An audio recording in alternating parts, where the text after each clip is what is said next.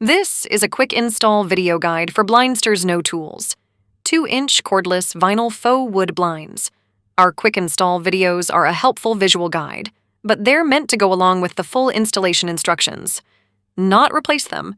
Be sure to follow the written steps for the most accurate results. Before you're ready to put your 2-inch cordless vinyl faux wood No Tools product into place, you want to prep the window first.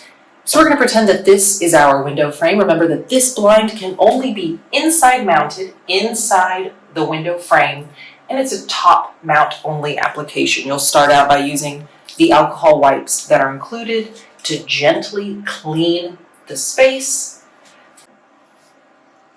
Next, you want to install your No Tools brackets on to the actual blind.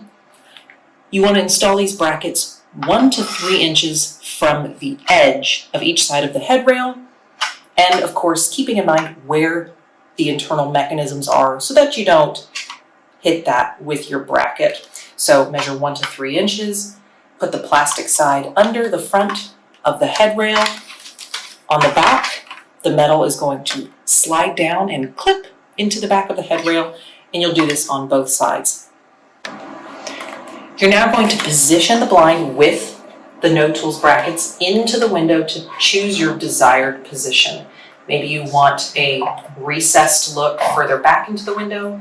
Maybe you want a more flush mount look aligned with the front of the window. After you choose the position that you want the blind in, hold it in place. You may want a friend's help for this. Grab a pencil, make a mark on the back of the bracket to indicate to yourself where those brackets are placed. Do this on both brackets. Here's a quick tip and an alternative method to determine where to install your brackets. Attach the bracket to the blind and measure the distance from the back of the bracket to where you want the front of the blind to be positioned in the window. Then mark that distance inside the window opening for your bracket positions.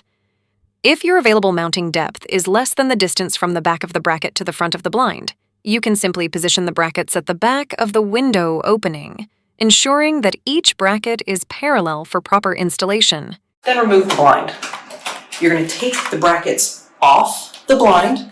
Do so by just pushing on the metal of the bracket, and it will pop this bracket right off the blind. Now you are ready to remove the red adhesive. Look inside the frame. Line the back up with that pencil mark that you made, and you're going to secure it into place.